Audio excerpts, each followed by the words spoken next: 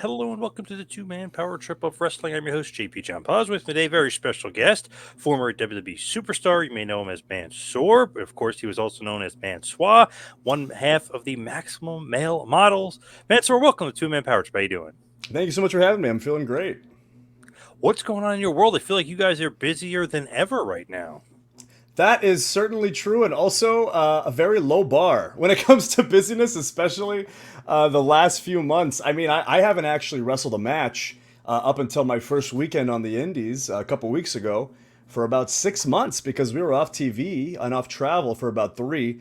And then when I got released, that's 90 days off. So that's 6 months of just not performing, not living my dream, not doing the thing that I dedicated my life to doing. So it took a tremendous mental toll, but I already feel so much happier, and even my family can tell, just being able to do the thing that I love.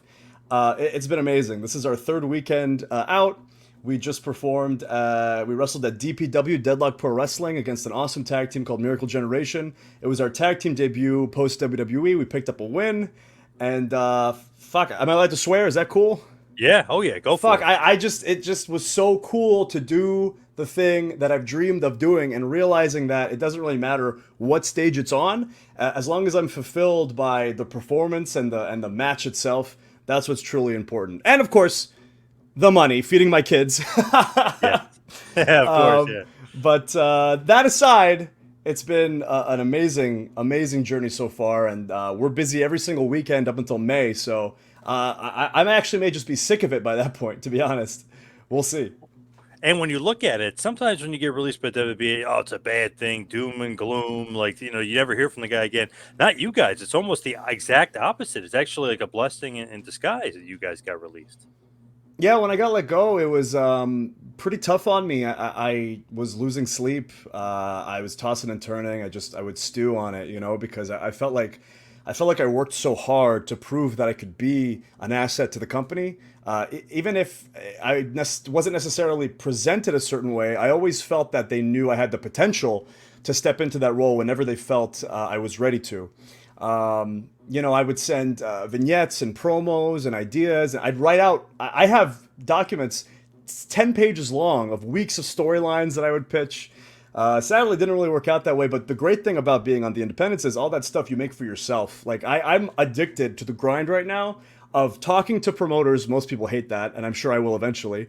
But talking to promoters and making dates, setting up meet and greets and signings, and figuring out who I'm wrestling on what days. It's awesome because if I ever want to take a week off, it's up to me. It's not up to any company I'm working for. WWE, they pay you a lot, but they pay you a lot under the condition that you can't work anywhere else. I get to be as busy as I want, or I get to be as free as I want. If I want to take a vacation, I can do that. I can go visit my family in Saudi Arabia, or I can get paid to go to Saudi Arabia and wrestle there and see my family. So Yeah. it's just tremendous. We wanted to prove to people, Mason and I, that it wasn't necessarily something that we wanted to be sitting on our couch at home. We've never been believers in just collecting a paycheck. We were trying that whole time to contribute something to the product so that we could entertain fans. And now we get the opportunity to put up or shut up and show just exactly what they were missing. And I think so far we're doing a great job. Absolutely. And it's interesting. Do guys do that normally when they pitch so many ideas and they have all that ideas, or they just rely on the writers? Or is that kind of different from you guys? I think that a lot of people do pitch things 100%. We wanted to set ourselves apart by being as what's the word? Proactive? Proactive. Thank you, as possible. I remember we filmed two vignettes, and they were both professionally shot, professionally produced promos where I rented a limo on my own dime on prom weekend, so it was really expensive. And we filmed a vignette that was based on Pulp Fiction and Reservoir Dogs. We had this sort of Tarantino-esque character that we wanted to do. We also filmed a vignette. We bought a green screen, and we filmed a vignette that was kind of like a multi-level marketing scheme infomercial that was going to become this sort of Scientology-esque cult. And that was something that we actually flew to Stamford, Connecticut to pitch to the creative team directly. And they seemed like they really liked it. They had an idea where The Miz was going to be like our Tom Cruise and really buy in, and we turn his career around, and we try to get as many people as possible into this sort of pseudo science cult about self-help. We wanted to be more than just a text to a writer saying, here's my idea. How about I win the belt? because that's kind of what a lot of people do. They say, I'd like to feud with the top guy at the company, win, and have the belt. But we always, in every pitch we ever did, we ended it with us putting somebody over because we wanted them to know that we were not really in this for ourselves. We were in this for making the product as good as possible, because we understood that, you know, as tremendously athletic as professional wrestling is, when you're on a weekly serialized television show, you're part of a cast. And we wanted to basically show them that we were integral and could be assets as characters on that show. So sadly, it didn't work out, but who's to say what could happen and where we could work in the future? As long as we bring that philosophy, I think we'll be okay. I love the Scientology idea. That's I don't Thank know, you. different, crazy. Yeah, Different. so to me, I always felt like it was weird that every cult in pro wrestling has been the same, like, sort of satanic hooded robes, Satana lo tiempe. Like, it's always that kind of satanic from, like, the 70s and 60s when there was all that satanic panic about Dungeons and Dragons and stuff, how kids were meeting in their basements and drawing pentagrams. Like, to me, the modern day cult is one centered around the fact that the new god is money. And basically, it's like there's this documentary my wife was watching about twin flames and how these people would convince people online that someone out there is their soulmate, and if they pay a fucking monthly fee, they'll help them find their soulmate. I mean, something as strange and esoteric as finding love. These people are coaching them and telling them to stalk these people because God is telling them that it's their soulmate. Just crazy shit that people buy into when they're desperate. So what I really wanted was something where I pitched that I would literally write a self-help book or a multi-disc. You know those like infomercials back in the day when you watched Comedy Central for too long, and it'd be like an hour long. Well, not that kind, not fucking Girls Gone Wild. I'm talking about like a multi-disc DVD series of like, here's how you can turn your life around. That's the kind of stuff that we wanted to do.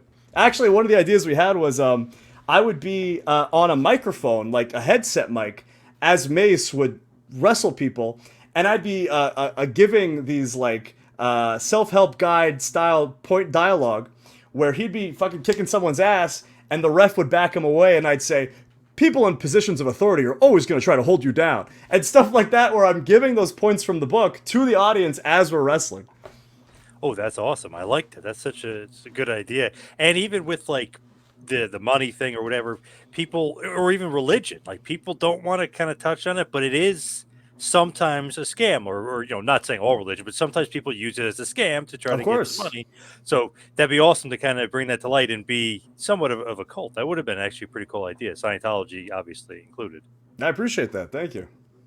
When you're pitching those ideas, is it all collaborative, or is it mostly you guys, or is it mostly creative? Like as far as when you come together and actually you go to Stanford and do it, is it like, okay, here, let's see your idea, or do they pitch in? They pitched in when we had like actually gone there. You know, there was kind of a writers' room. It's actually WWE is a lot like SNL in a sense. It's just a room full of writers, and they're coming up with ideas, but ultimately everything has to go through one dude at the top, whether that was Vince or whether now it's Hunter. He's kind of the filter that kind of yays or nays every idea that they have.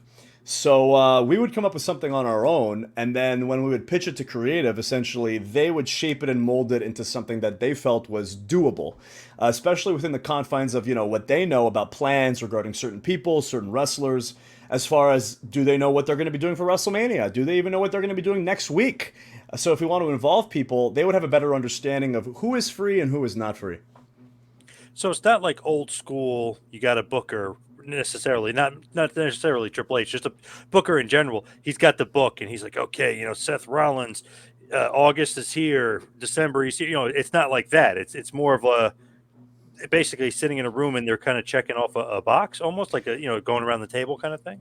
I can't so much as speak to the creative process now with Hunter definitively in charge and Vince not influencing anything at all. But as far as I understood it when Vince was in charge, it was kind of like Vince would come into a room and say, "Damn it, Drew McIntyre needs to drive a truck over Braun Strowman's foot." And then the next week they'd put that in the script, and Vince would look at it and go, "Why the hell is he driving a truck over Braun's foot? This is garbage," and he'd rip it up. So that certainly seemed to be an interesting creative process. As far as now, honestly, I can't really tell you. It's tough with wrestling, booking long-term plans with injuries and things that you just can't really predict. I've seen cases where somebody commits too hard to a story, and then has to backpedal tremendously when something goes wrong. But then at the same time, if you're booking week to week, nothing is getting paid off. Nothing is being rewarded, so to speak, as far as fans who are paying attention. So you kind of got to meet in the middle somewhere. So, like, let's say you're booking the Scientology thing. They trust you enough to think like, hey, this is a good idea, but you guys, let's do your idea, or is it them kind of taking your idea and spinning it?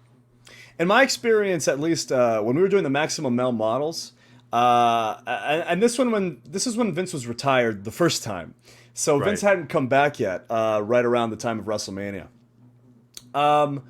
it was just Hunter, and the story was that LA Knight was gonna go away from being Max Dupri, and excuse me, every week LA would find a reason to be mad at us, right? And they said LA's gonna get madder and madder about you guys modeling and not winning matches. So I sent a text the day before Raw or SmackDown, where I said to my writer, and every wrestler is given a writer as sort of a liaison to the creative team. I said, hey, if you guys haven't come up with anything yet, here's our idea. We're going to be in Canada. We want LA Knight basically to say, boys, I got you a match with the Usos. This is a huge opportunity for you.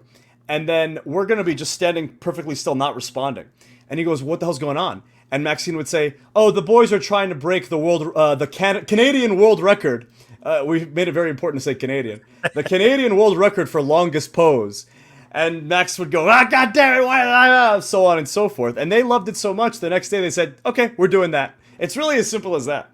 As far as the creative process when Vince was involved, I'm not really sure. And now, I don't know if it's any different. But I think it depends. I think that we gained a lot of trust because we did a YouTube series, Making It Maximum, that every week we'd have writers come up to and say, you guys are writing all this yourselves? Like, you guys are making all this yourselves? Like, this is good stuff. And I think right after that ended, once we started going to work and doing backstage segments, the writers were kind of more open and accepting of our ideas. So definitely a rewarding process. They saw it and were like, man, maybe we trust these guys. They're pretty creative. They're pretty smart. They can write their own stuff. We like And these guys. I don't blame them for thinking otherwise because for the most part, wrestlers can be pretty dumb and very selfish. Like I Yep. said before, most pitches are, how about I win the belt? So that YouTube, when you guys are doing that, that wasn't like necessarily WWE making you guys do that or telling you to do it. That's just you guys on your own doing that on your own. Not at all. Like I said, we were always go-getters. We were never content just sitting around collecting a paycheck. I always felt like there were 3 times in my career where that was the case. It was during COVID, where I wasn't doing anything. It was right after the Mustafa Ali feud, where I wasn't doing anything. And then when Vince was gone and we put over LA and he transitioned into that character, we weren't doing anything. So that 3rd time, I was like, all right, we just got to do something on our own to stay on people's radars and also prove that we could be an asset to the company. So right around that time where we weren't getting on TV as the models, I said, fuck it, let's just do like a Keeping Up with the Kardashians-esque reality TV show. We try to make it as funny as possible. Hopefully they'll put it on TV if they like it enough. Or at the minimum, at least bring us back because they know that we're funny. And luckily that happened ultimately when I actually remember my daughter was born. The day my daughter was born, that night, my wife's holding her in her arms, and I get a call from a writer, and he says, we need you at Raw in 2 days. And I had it on speaker, and I looked at my wife, and I said, I just like shrugged my shoulders, and she just smiled and nodded. And that's how I knew I had the best wife in the world, because she understood that opportunities like this don't come every day. For me to be able to sort of start a new storyline, as the models especially, when we thought that gimmick was dead in the water, was great. And I only wish that we could have actually paid off that story, but circumstances got in the way. Right. Man, what an understanding wife. Damn. She's the best. Because like geez. when I met her in college, all I ever talked about was pro wrestling. Every shirt I ever wore to class was pro wrestling related. Pro wrestling was my life. So she knew from day one, 8 years ago when we started dating, that this was my dream. So yeah, there was never any problems there. She's tremendously understanding. I have a deep appreciation for her.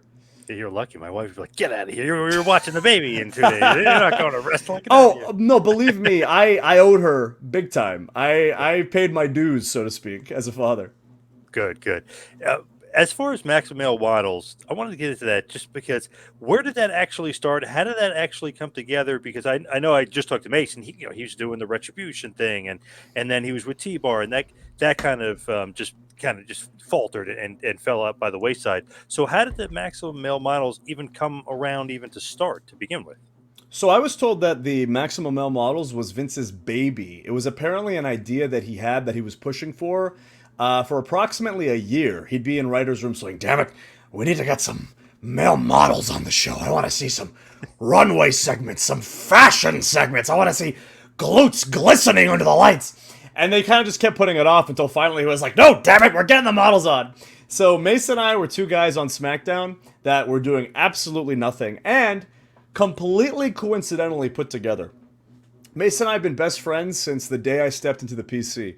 But Vince and Co. had no idea that we were that close, that we had a tremendous amount of chemistry.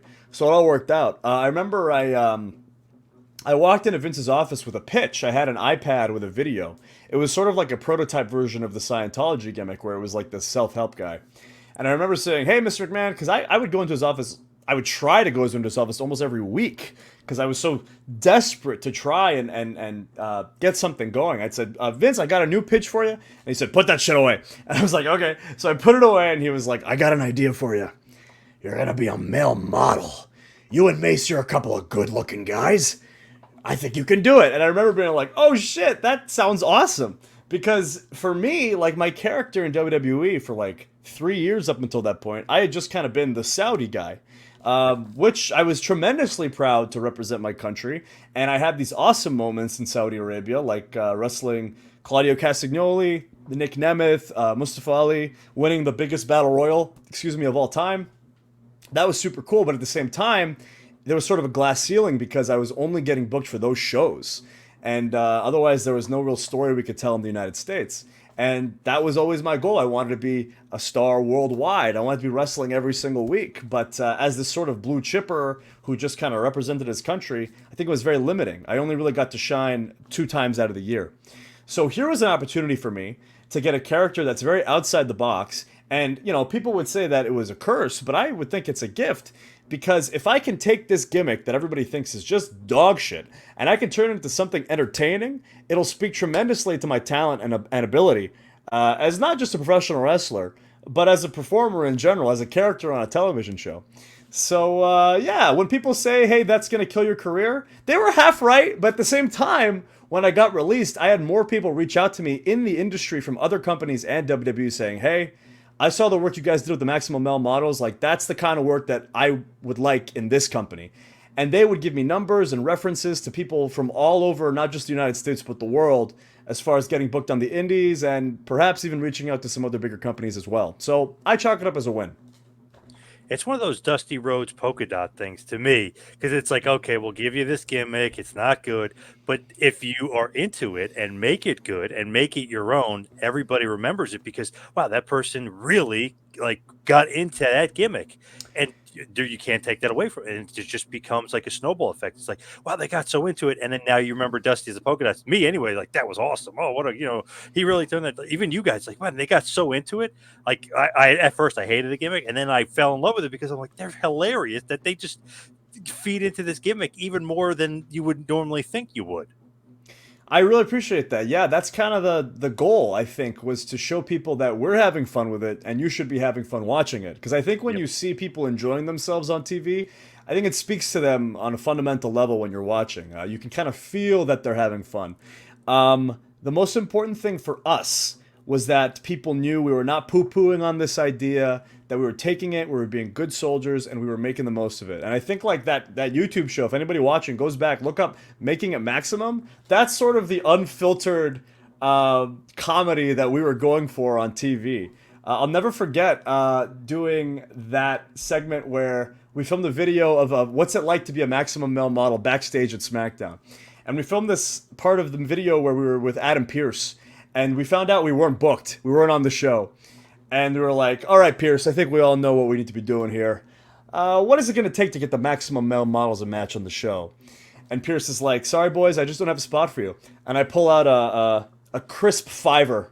And I say, "Yeah, I think you're going to have a little chat with my friend Abraham Lincoln here.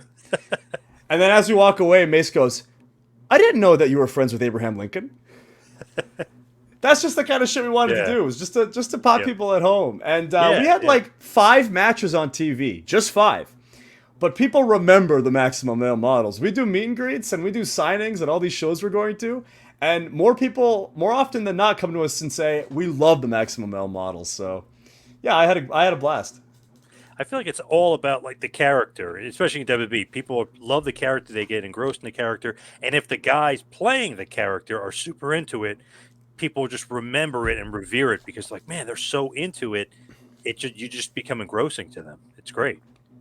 Yeah, and God, it's such a what if because there was political factors that kind of got in the way that were out of our control. You know, certain high-ranking people were kind of scared about the gimmick and the relationship with Saudi Arabia and how I was being presented. And I kind of feel bad because I feel kind of like Mace was caught in the crossfire of that, so to speak. I also wonder if maybe, you know, Hunter saw Pretty Deadly and he saw us and he said, well, here's my new act and it's kind of similar. So let's kind of let these guys go. A lot of factors could have been involved, but at the end of the day, you know, I'm 28 years old and there's a lot I can do still in this industry. So I try not to hang up on that kind of stuff, and I did for a while after getting released. But now that I'm finally working and I'm not hung up on what was and what could have been, I'm tremendously optimistic. So it's maybe Saudi Arabia didn't want you playing that gimmick, so to speak. They didn't want you to be the male model. So it was weird because when I found out I was going to be a male model, in the same conversation, Vince basically said to me, hey, the reason why you're not on this next Saudi show is because I was told that I'm dropping the Vince impression because to save my throat. The reason why you're not on the next Saudi show is because the Saudis basically said, listen, Mansoor's cool and all, but what we want is like Drew McIntyre, Bobby Lashley, Goldberg, Roman Reigns, okay? We want the big stars. So he was like, what we're going to do is we're going to give you a character, and hopefully it'll make you a big star, and then you can get back on the show. And I was like, oh, that's great. But I was more concerned with, you know, week to week being as important to the company as possible. So it was my understanding that I was not necessarily a priority for Saudi Arabia. And I would understand at least a little bit that was true. It kind of affirmed that when I found out that there were no plans for another Saudi tryout. I mean, all the Saudi talent that they signed for my tryout have been released. So if it was important to have that kind of representation, then I feel like at least one of us would still be there. So I think that tracks. But then when Vince sort of came back from his retirement, we were kind of getting messages from the creative team that was like, hey, we wanted to put you in this backstage segment, but somebody's a little concerned that the portrayal of the character may offend certain important partners to the company. So I was kind of reading between the lines. And I remember actually when Vince gave us the character, he really emphasized, he said, listen, it's not a gay thing. All right, you're a metrosexual. So I was like, oh, okay. So I wonder maybe if when he came back, he felt that our portrayal was a little too flamboyant and kind of got spooked. I don't know, and I try not to worry about it. Interesting though. That's such like a weird twist on it because you guys I were know. like hitting home runs with what you were giving. You know what I mean? That's just like I a know. crazy twist. Wrestling It is great. reminds me. It reminds me of like when I was in NXT. I had the match with Cesaro, and right after that match, I was in the house shows for NXT, and I realized after a few weeks, like, hey, I'm not losing anymore. What's going on? And then I was like, well, why aren't I being used on NXT TV? Like, I just had this great match with Cesaro. I proved that I could go. I can keep up with these guys. I had people in the office vouching for me. And then I found out after a couple months, hey, Vince told us you're not allowed to lose, like, at all. Like, you're not even allowed to get pinned, or I'm sorry, you're not even allowed to lose in a triple threat or a tag team match where you don't get pinned. You're not allowed to do anything but win. And we can't just have you on the show without knowing if we can beat you or not. So that's another instance where there have been times in my career where I got my job in WWE because I'm Saudi and I grew up there and I was raised there. At the same time, though, it put a ceiling on me. So, you know, it's a double-edged sword because, of course, I'm incredibly proud to go to Saudi Arabia and wrestle for my family. My dad, who didn't understand pro wrestling until he sat in the front row of Crown Jewel and watched me wrestle Cesaro, and I saw a video of him standing on his feet and cheering like he was a fan, like, for life. But at the same time, it kind of limited my ability in the sense that I was never being judged as just Mansoor, the talent. I was being judged as Mansoor in relationship to their multi-billion-dollar deal with a foreign country. So it is what it is. A little bit of pressure there, no? There was until there wasn't. You know what I mean? Like I felt like the world was on my shoulders until I realized, listen, I'm the only Saudi representation this company has. There are millions of people who look at me as the guy for them. I can't possibly live up to their standards, so I'm just going to do the best I can and not compromise who I am as a human being. Makes sense. With that, did they ever really like sit you down and explain it to you? Like, hey, this is why we don't want you to lose, or this is what's going on here. Did they ever explain that to you? Well, the creative team basically said Vince doesn't want you to lose because he doesn't want to anger their Saudi partners. So I actually went up to Vince, and this was at Super Showdown when I wrestled Dolph.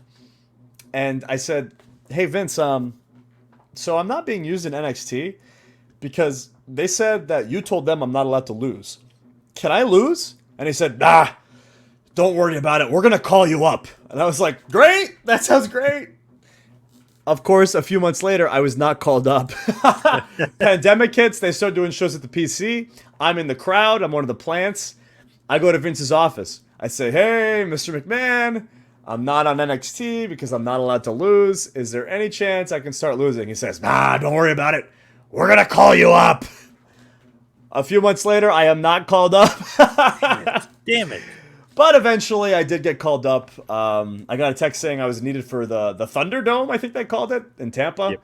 I did main event for a while, and once they kind of deemed me ready, that's when I got called up. And of course, after like 80 straight wins, what did I do in my debut? Lost by DQ. Very underwhelming. Fans were pissed. Why is that? What's up with that? That Because doesn't really make sense. it's not it was never something that was supposed to be this big undefeated streak. It was just a byproduct of Mansoor can't lose, damn it. And then I got called up, and Vince was like, "Ah, whatever, he can lose." That's the way Vince was. It was always something different week to week.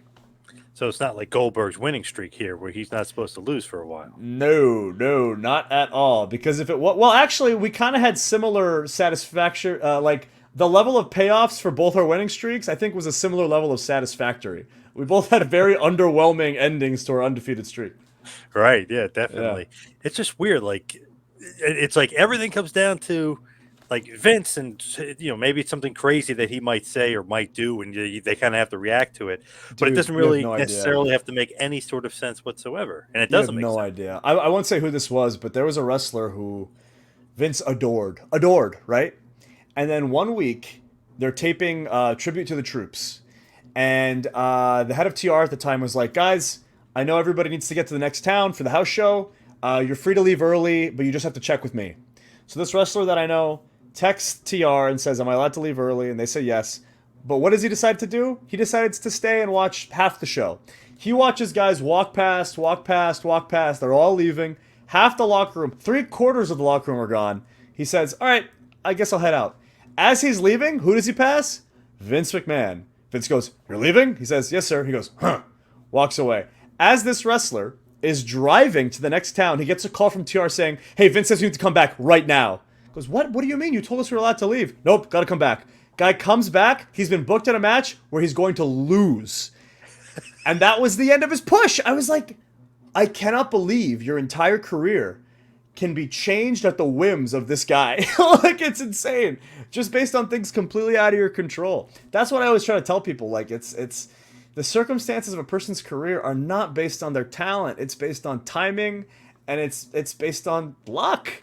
And the best thing you can possibly do is be as good as you can be, as in good shape and as ready as you can be for when you're lucky enough to get an opportunity like that. That's all I can really say. It's just crazy, because I remember years ago when Daniel Bryan was getting a push, but if you really paid attention, he really wasn't getting a push at all. They made him Daniel Wyatt. Remember, they put him in the Wyatt family. Like, okay, but to be fair, the payoff to that was awesome. Yes. That steel cage match ruled. Yes, and the crowd was awesome. But like, I always was it on purpose? I don't.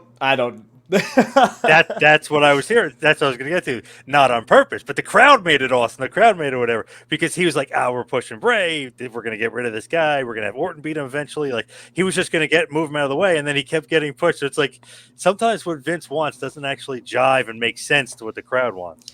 It's so funny because like as a fan at the time, and I was at the peak of my fandom in 2013 when Daniel Bryan had that rise and then Yep. main eventing WrestleMania 30. That was like to me that was like the light bulb moment where I was like I want to be a pro wrestler. I was such a huge Danielson fan. My sisters too. We were all three of us were watching WrestleMania together just in our living rooms just going crazy. And at the time, I completely agreed with you. I was like, God, they're burying this guy. They're not using him right. As a wrestler, though, I look at a guy who, in his second year on the main roster, won the World Heavyweight Championship and was having a United States Championship, Tag Team Championships. I mean, I would have killed for that run. Of Right. course, the talent ratio is completely different. And for how good he was, did he deserve more at the time? I don't know. That's not for me to say. But I think about two of some of my favorite wrestlers of all time, CM Punk and Bryan Danielson. And I think about how angry I was as a fan that these multiple time world champions were not being used right. And then as a wrestler, as somebody who struggled and dreamed of getting on pay per view outside of Saudi Arabia, it is kind of like weird to hear people when they say, oh, they were buried, oh, they weren't used right. Because these guys are on every pay per view, multiple time champions, working with guys like Undertaker at WrestleMania. But I see what you mean. As a worker, though, it totally changed my perspective. And I was at a house show around that time when he was doing the Daniel Wyatt thing, and you're like, "Wow, this is crazy." The crowd was like nuts. They wanted him to turn on Bray, Yeah. like the whole time. I mean, it was just like fever pitch. I was like, "I wonder if Vince cares. Does he pay attention to this?" I mean, obviously he And was smart enough to uh, turn him back, but it's one of those things where like, I don't know if he's getting the pulse. another question is, does it matter? Like, does it matter if what was intended isn't what ultimately happens as long as it's great? Yep. I don't know. I can't really answer that question. Yeah, that's true. That it's one of those things where well, the end result was great anyway, so it Right, doesn't like matter. like some people talk about how Vince wanted to make Austin Chili McFreeze, right? Yep. But he did it, so he ended up becoming the biggest star of all time. So Yeah. yeah, I don't know. Yep. Yeah, you always kind of wonder some of those things, like, oh, like you see some of those drawings that they have for some of the guys, like this is Oh what I could yeah, have been, and it doesn't happen. we got But those too. We got some oh, concept really? art for the Maximum Male models. Yes. Did it actually look like what you guys were going to dress like on TV, or completely different? It did. Well, there were multiple ideas, and the ones that we ultimately went with was like the mesh shirt and the shorts. And there was also Maximum Male model gear that Max Dupri was supposed to wear, but of course he never did because we never got that far. But we looked like a very zesty Shield. Like it was like a trio of Yeah. very flamboyant gear. That's so funny because they showed the Kane one, and it looks awesome. He looks like Yeah. a superhero. The Undertaker one looks awesome, and then you see the Mankind. We're like, what the hell is that? It's like the Hunchback of Notre Dame. It's so weird. Like Yeah. sometimes they nail it, sometimes they don't. My favorite one is the FTR revival where they had like the giant clock like Flava Flav. It's like, what the Yeah. fuck is that? Yeah. Oh my god, that was horrible. These two guys from North Carolina are like dressed like, you're like, what the hell? Like they should be like the Four Horsemen, not like you know what I mean, like Arn and Tully, not like whatever the hell that was supposed Who to be. knows, man? I don't know. That company is so funny. The thing is, they pay you so fucking much. I'll do anything they say. Right. I cannot over. I had my match with Cesaro, and I remember living in an apartment in NXT, and my wife got a check in the mail, and she just looked at me with her eyes like this, and I was like, "What?" And she was like, "Your check from Saudi came." And we made a down payment for a house with that money, and then the match with Dolph was like double that. Like these guys make a lot of fucking money, and obviously there's concerns about healthcare and benefits, but as far as compensation goes, like we were very well taken care of. So it's kind of I always feel weird about complaining about creative when we were compensated so well. Like there's a roof, my mortgage is paid off. Obviously you can't see it because there's a fucking brick wall, green screen behind me, because I'm ashamed of how dirty and messy my office is. But my house is paid off, and there's a roof over my daughter's head because of my time in WWE. So I'll never say anything like fundamentally bad about them. Just about how crazy it is working there as far as creative goes. Yeah, not too bad to get that check in the mail or the Not couple of at checks in all. the mail. Not Yeah. at all. They basically pay you a fuck ton of money to not have fun wrestling. Which is crazy because it's fucking pro wrestling. Like how could you Right. not have fun? But they find a way. Right. Damn. Yeah. And with those Saudi checks, were you I mean, you're a wrestler before Saudi, right? And you come into Yeah. the tryout, you're ready to train wrestler. So it's not one of those things where you're necessarily like this rookie from Saudi Arabia that came out of nowhere, right? So I mean, you're already kind of established a little bit as far as being a pro wrestler. So as far as being a rookie who had never had a match before, that's what they thought I was. When I Wow. had my match with Cesaro, Vince was adamant, and he was actually like really intense about it to my producer at the time, Sugar Shane Helms, the Hurricane. Hurricane was like, "Yeah, Vince wanted me to bring you and Claudio to the practice ring the day before the show and all day rehearse the match." And I said to Vince, I was like, "Vince, this kid's wrestled for like years. Like he knows how to wrestle." They had no clue. They thought I was like a Wow. local that they just pulled in and I was gonna have my first match. That night was crazy because like they told Hurricane this has to be a WrestleMania level match. It has to steal the show. So there was a lot of pressure on us, and I remember kind of liking it. I was like, "Ooh, look who's the belle of the ball. Like look who has to Yeah. fucking steal the show." And of course, I couldn't have had a better partner to do that with Claudio, one of the best wrestlers in the world. Still to this day, I credit him doing a tremendous favor to me, basically making the match of my career. So yeah, that was a very interesting experience. When you're in Saudi Arabia, right, and that match happens, are you super over automatically because you're Saudi Arabia, or does the match get you over because you had a great match? So it's very interesting because like in the battle royal, I think I was super over because I was perceived as a local. And I didn't even have an entrance. So when I ended up in the match and people realized I was in the final five, I think everybody was like, "Oh my god, wait, is that the kid from fucking the last Saudi show from the tryouts? Holy shit, it is!" And then as I got closer, final two with Elias, now Elijah, people were like, "Oh my, is he actually gonna do it? Is he actually gonna do it?" And then with Cesaro, with Claudio, it was the first singles match. So everybody was like, "Oh, he's definitely gonna win." But the way we structured the match with all these false finishes, we really wanted to make people question, "Holy shit, is he gonna lose? Like, are we gonna see a riot? Like, are people gonna throw trash in the ring?" So that had an amazing crowd. But then when I had the match with Dolph, I remember the crowd being way, way like less involved and invested. And I think it's because we didn't like heighten the stakes. It was just another singles match with no build. The match with Cesaro Claudio was allowed to have no build because it was my first match on pay per view, and people had never seen me actually wrestle before. But with Dolph, it was just kind of a rehash of the Cesaro match. And then with Ali, there actually was a story going into that we had built for months on Raw. So people were invested because of that. So I don't think I automatically was over because of where I came from. I think that at a certain point they did expect more from the company to invest in me. But I think we did that with the fourth match. So when you get picked, is it handpicked from the Saudi government, or is it strictly WWE picking you because you were the most talented guy? You know what I mean? Like you're not like a guy. They're like, oh, we want this guy. So the tryout, all the people involved in the tryout, I believe it was something like 30 guys. They were all picked by the Saudi Sports Authority, that who at the time was in partnership with WWE. But as far as who was selected amongst the talent at the tryout, that was all WWE. So from 30, we went down to 8 finalists and then to 4. And yeah, and then in the pandemic, they let go of 2, and 1 never even signed because he wasn't interested. So yeah, I mean, I was the last one for a while. And it was kind of strange because I was the only person there who had pro wrestling experience. Everybody else was an MMA fighter or a gymnast or like a football player, like soccer, or even in the military. So I definitely had a leg up. But at the same time, these guys were fucking huge and jacked. And I was smaller than I am now. I'm like 204, 205 pounds right now. Back then, I was like 170, 175.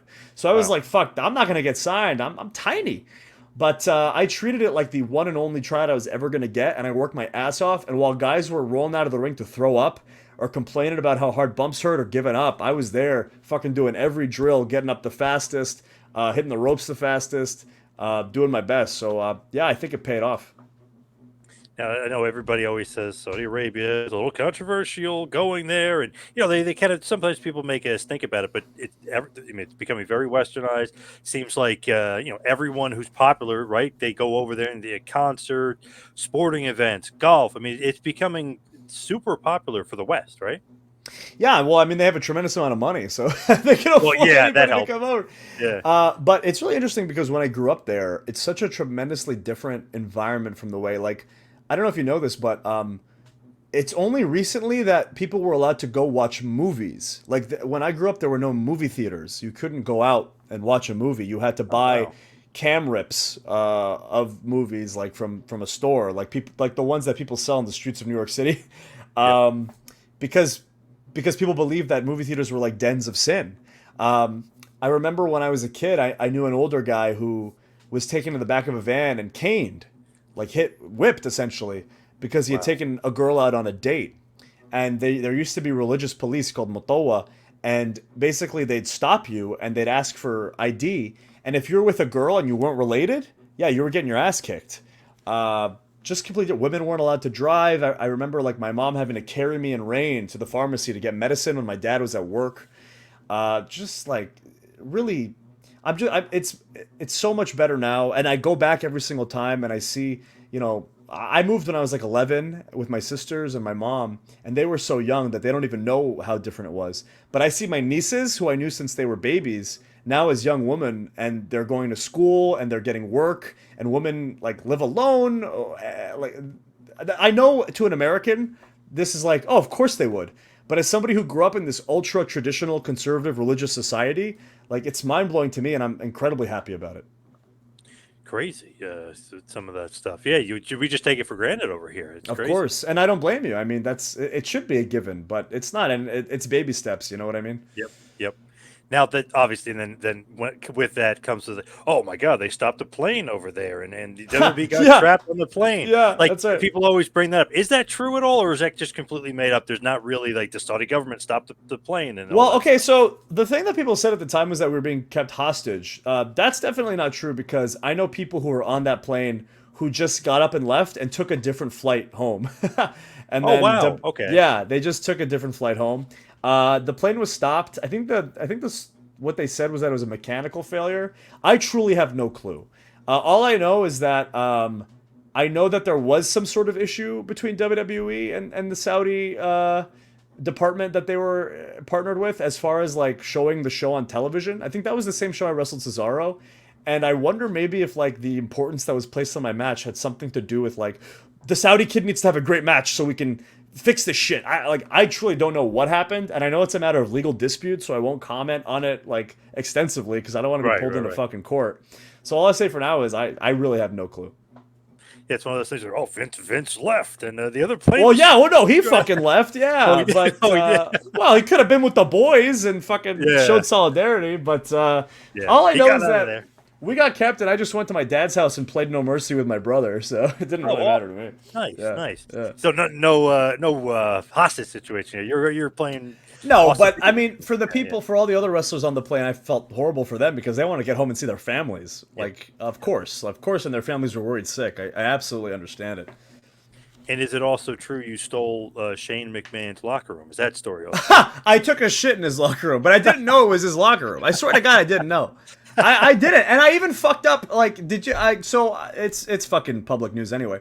I went to the TNA taping with Mace Oh yeah, on yeah. Friday here in Orlando, and you're the first person to hear this, by the way. So enjoy your Oh, awesome. scoop. I fucked up again. Another bathroom related incident.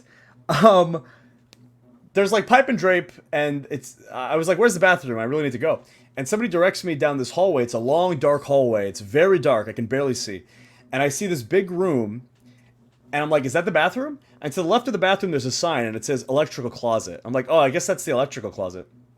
So I walk past it. I see another big opening to a room, and there, I'm like, this must be the bathroom. I don't see a sign, but it must be the bathroom. So I walk inside, and there's just like a bunch of stalls. I'm like, oh, I guess it's like one of those, people do gender neutral bathrooms now, where it's just Yep. stalls, and then people wash their hands. Okay, fine. I bomb that shit. I take a tremendous steaming hot dump. Walk out as I'm washing my hands. I shit you not. I'm not gonna say who it was, but a woman who works for TNA walks in and goes, "Oh my god, I'm so sorry." And I say, "No, no, no, don't worry. It's one of those gender neutral bathrooms." She goes, "Really?" I say, "Yeah." She walks out, comes back in, and says, "No, this is the woman's restroom." Oh I go, damn. "Oh no, no, no! I had no clue. I'm so sorry." I run out. I look. I guess my eyesight's shit. I look at the sign. It says Sure as shit, women's restroom. I run over to what I thought was the electrical closet. Sure as shit, sign next to it, men's bathroom. The electrical closet was a fucking door in the middle that I just didn't see. So I'm just a fucking moron, okay? And when I went to the back, I told Mace what happened, and he was like, I literally can't leave you alone for one goddamn second.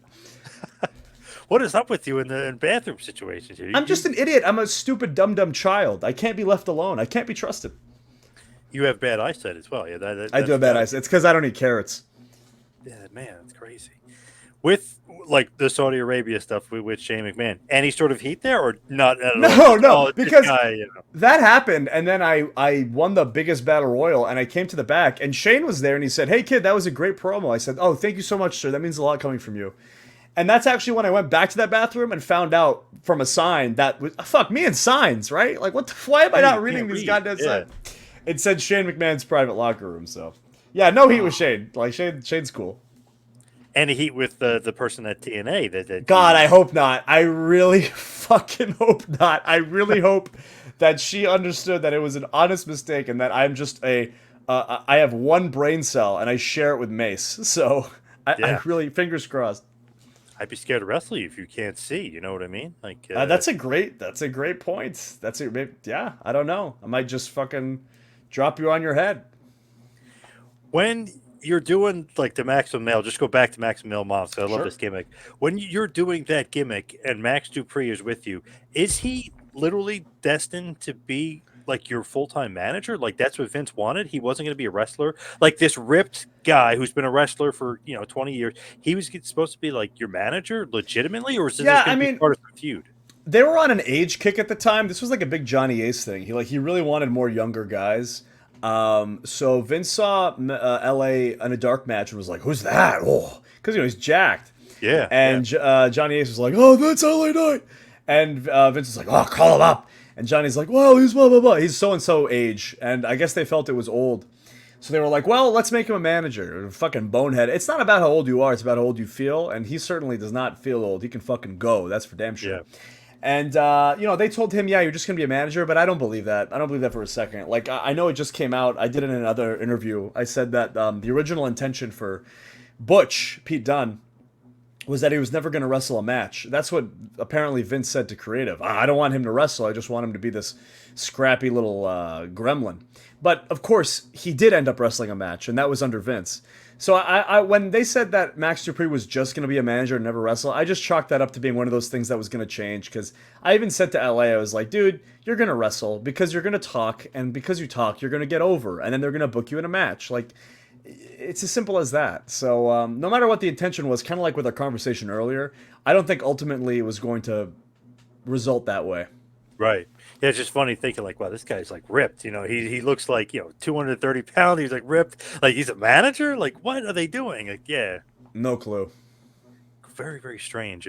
But I guess that's just the way it is. It almost seemed like not that he wasn't into the character, but you guys really delved into it. He got into it. But I don't know. It just didn't mesh with him. It didn't fit with him. I don't think. With LA, I think it's a case of Mace and I. We're not even 10 years into wrestling. We're close, but we're not there yet. And LA has been doing this for almost, I think, 2 decades. And he's perfected and honed this character, whether it's Eli Drake or LA Knight. Like, this is the man that was, TNA World Heavyweight Champion. This is the man who got over in NXT, cutting these awesome promos. To make a complete 180 in that character after portraying it for so long, yeah, I don't blame it at all for it to be hard, especially when you consider the fact that Vince had a very specific idea for what this character was supposed to be. He wanted to be a weaselly, sniveling little, like, manager geek. But look at LA Knight. He's fucking got giant pecs. He's a giant triceps. He's huge. He's a Chad. He's a total confident. He's got charisma. So I think it was just miscast. I don't think it was anybody's fault. I just think that he wasn't the right person for that role. Like, I saw somebody on the internet say that Robert Stone should have been Max Dupri. I think that would have been perfect. Fucking Robbie E from TNA. Like, now he's doing his managing thing. I think he would have fit that character perfectly. Makes perfect sense because not that Robbie's small, but he's smaller than LA Knight. I mean, LA Knight is pretty big, so it kind of would. No, Robbie's shredded. Robbie's fucking shredded. Oh yeah, legit. Yeah, hey, but he's not. He's not fucking LA Knight. Oh yeah. Oh, you know him. Yeah, oh yeah, of course. Yeah. Oh, cool. Yeah. Yeah, he's a super nice guy, but he's ripped, he's shredded for sure, but he's just not as big as LA Knight. LA In a Knight's suit, you wouldn't know. right, right. I love though Maxine Dupri with you guys because it's like, oh my god, who the hell is this hot chick? Why is she hanging out with these guys? That kind of thing. Whoa, whoa, Oh, whoa! What do you mean? Why is she hanging out with us guys? What's that supposed to imply? well, you guys are acting like super flamboyant. It's like, wait, what is she doing? You know what I Oh, mean? What I is she see, I doing see. here? Yeah, Well, it's yeah, so yeah. funny because that was part of what we wanted. We wanted the heat to be for. Like we were so upset. For like a long, long time, Maxine was not under a main roster contract because she was called up by Johnny Ace and Vince, and her first day was the day Vince retired and Triple H took over, and Johnny was gone. Her first fucking day, like, so I don't think they knew if they were gonna keep her as called up or not. I think they had her on like a trial run, and I was like upset because here's this woman who is brand new to the business, being thrust into the spotlight, and she's working her ass off. Like the whole making it maximum thing, I think was really important to do because it made her sort of solidify what Maxine Dupri as a character was. And I remember we'd go to the PC and we'd give her a microphone and coach her with her promos. And we'd do shit like we'd shout at her like, "Get the fuck off the stage, fuck off, like get out the ring." We would try to make her used to the kind of shit that people were shouting at us when we were cutting our promos on house shows. We really wanted her to come along for those house show loops. And I think she actually just started with Alpha Academy, which is great, doing those house shows. But yeah, it was tough. But you know, her being brand new to the business, I'm so happy that we would travel together, we'd drive together, we'd fly together. So I enjoyed it because I love teaching. Like whenever I get to do a seminar and teach kids about wrestling, like that's when I kind of feel the most fulfilled in this job. So whenever I got to impart any advice on her, it was always really nice. And we still keep in touch. She's awesome. Yeah, Maxine did a great job. So much more meat on the bone with Alpha Academy, with her in the middle I versus the know. models, right? Which Yeah. could have been. We pitched this storyline where Otis fell in love with Maxine, and then she sort of seduced him into joining Maximum Male Models. But Otis said that he would do it only on the condition if Chad was able to join, and we'd treat Otis great, but we'd treat Chad like shit. Eventually, Chad would say, "Come on, Otis, we're leaving." And Otis would say, "No, no, I'm staying." That would create a rift. Chad could go on to do a singles run, feuding with Gunther, Intercontinental Championship, King of the Ring, whatever he liked, while Otis was with us. And then eventually, we fucking embarrass Otis. We humiliate him. We wanted him to have like a graduation. We were going to have him go to MIT, model in training. And once it was time for him to graduate, he would come out and do his first real fashion show on the runway. And we were going to dump pig shit on him or whatever the fuck and just humiliate him Carrie style, like the movie Carrie. Yeah, yeah. And he was going to become depressed and dejected, and we would taunt him and kick his ass. And then Chad would make the save, and we'd do this big feud with Alpha Academy, but sadly, circumstances happened the way they did, beyond our control, and we didn't get to do that. Although we did get some fucking kick-ass house show matches with Alpha Academy. We did a European tour, we worked with them, and it was tremendous. But sadly, people will, I won't say never, but people didn't get to see it on TV. And you guys should have feuded with Pretty Deadly too. It would have been models versus models. Oh Who my can be fucking the- god, dude. Money left on the table, 100%. I told them when they said, "Hey, we're killing the models gimmick, we're going to repackage you guys." I said, "Please, before we do that, can we do some kind of fucking loser, never models again match with Pretty Deadly? Like, Right. can we do something to put those guys over? Because how are we not doing Pretty Deadly versus Maximum Male Models?" But it was out of our hands. Oh man, that would have been awesome. And I know Mace was saying to me the other day he had a great idea. You had to put clothes on, and it would be horrible clothes that you guys would Yeah. never want to. So you'd be so depressed you'd want to quit the business. It's a reverse bra and panties match Yes, where you yes. put like cargo shorts, a fedora, a flame shirt, and once you're photographed as wearing these horrible clothes, you'll quit modeling forever. Yeah, that was Right, Of you course, can never be a model again. Vince might have gone for that. Hunter probably not. Right. Still though, hilarious though. That's I know, funny. yeah. That's a good stuff. But as we hit the wind down here, we'll head towards the finish. What is next for you? Because I know you got so much going on, but not only wrestling, you're doing a lot of stuff like streaming and other things. Yeah, well, Mason and I stream on Twitch twice a week. Actually, I'm hopping on his stream right after we're done here Oh, at twitch.tv/greatblackotaku. That's OTAKU. Or you can just look him up on Twitch. I'm sorry, Twitter or Zitter, or whatever the fuck it is now. at Great Black Otaku. I'm on all socials as Suave Mansoor. We put out these really funny clips of us telling stories from our time in WWE. We have a TikTok account and an Instagram account called The Insiders TV, Insiders with a Z, where we tell all these great stories about our time and the crazy fucking shit that happened with us. On top of course, wrestling every single weekend for like half of this year. Next weekend, we're going to be in Tampa for the Royal Rumble weekend. We're wrestling for GCW 2 of those days. The weekend after that, we're flying to Poland for a show. We're going to be in Texas. I'm wrestling for Wrestling Revolver. We're going to be, yeah, doing a lot of stuff. I hesitate to say everything because I know not everything's been announced, but yeah, we're busy, busy boys. What is like a goal of yours coming up? Like, what do you want to do? Is there a place you want to wrestle? Is there a company you want to wrestle for? Like, what are some goals for you coming up? Well, a lot of the promotions that I want to work for, I've set up working for them. We've got dates. Like I've done a really I'm happy with the amount of companies that I'm working for with great teams, working with some amazing wrestlers. So I'm really excited about that. But there's always the desire to be on TV, right? Because you want to be able to tell stories in that serialized weekly format. And there's a lot of options now, which is great. But for me right now, I love being independent. I love knowing my schedule and making my schedule. And another big thing is, of course, both Mace and I have the dream of wrestling in Japan. We really want to fly overseas and work there.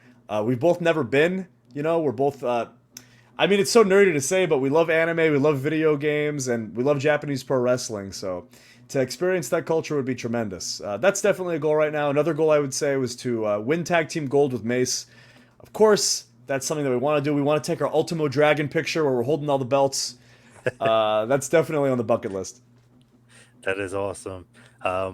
Good luck to you guys. I know you guys are going to be booked everywhere. You don't really need any luck because you guys just seem to be on a roll. It's one of those things where you just seem to be like I started off like you guys are busier now than like we've seen you. You don't even we'll see you on TV for 2 minutes. Now I see you guys everywhere, which is awesome. Thank you so much. Really appreciate that. We're happy to be busy. Mansoor, thank you so much for all the time. Really appreciate it. Thank you. It's my pleasure.